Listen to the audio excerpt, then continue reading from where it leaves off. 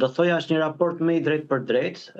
Në vitet e fundit të paktën, me sa ne ndjekim zgjedhje, nuk kemi parë një raport kaq të qartë, ku OSBE Odiri ka folur qartë, kaq të drejt për drejt, po dhe kaq të mirë rekomanduar për sa i përket rregullimeve që duhet ndodhin nga partitë politike për zgjedhjet e ardhshme. Zakonisht pasi është shpallur raporti OSBE Odirit, opozitat në vend kanë dalë dhe kanë kritikuar raportin dhe ju pak më parë transmetuat se si kryetari i opozitës e pranoi, si thua, përmbajtjen e këtij raporti në tërësinë e tij, përveç votës së diasporës që tha nuk është përmendur aq sa duhet. Dhe kjo është një sinjal pozitiv që tregojnë se ndërkombëtarët kanë qenë të vëmendshëm, kanë mbajtur shënim dhe po tregojnë realitetin që ka ndodhur me zgjedhjet e 11 majit në Shqipëri, duke evidentuar çështje themelore si ato të depolitizimit, si të dekriminalizimit, të pavarësisë në garën zgjedhore, patronazhimit dhe çështje të tjera, të cilat kanë, si thua, sinjalizuar dhe simbolizuar zgjedhjet e 11 majit. Ndërkohë, raporti liston edhe 8 rekomandime kryesore, por cili është sipas jush ai më urgjenti për të zbatuar dhe a shihni vullnet politik për t'i adresuar këto rekomandime? Më urgjenti në perceptimin ton, po dhe në impaktin që ka në zgjedhjet qofshin to parlamentare apo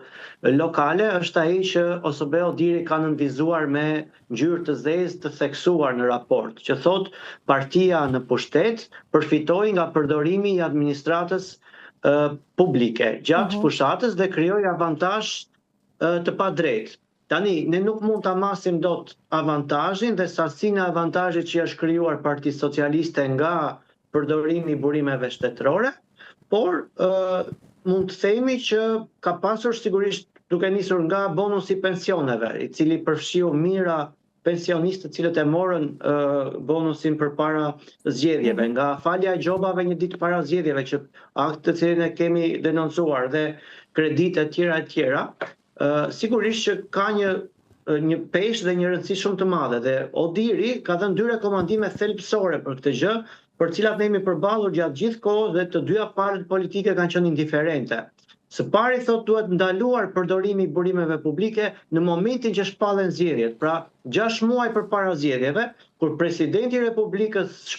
dekreton datën e zgjedhjeve, atëherë nga ky moment nuk duhet të përdoren burime shtetërore, ndërsa strukturat brenda KQZ-s e kanë interpretuar ndryshe kodin zgjedhor dhe thonin që burimet nuk duhet të përdoren vetëm në fushatë zgjedhore, vetëm 30 ditë, pra që ka një diferencë shumë të madhe pra për 5 muajsh. Së dyti, thot OSBE Odiri, duhet të kemi sanksione dekurajuese për shpërdoruesit e burimeve publike. Çfarë ndodh? Kemi 6 jetë të ndëshkuar dhe gjobat e tyre nuk bëjnë asnjë 1000 euro të gjitha bashk, ndërkohë që dëmi me sa duket është shumë i madh. Në qoftë se ne vendosim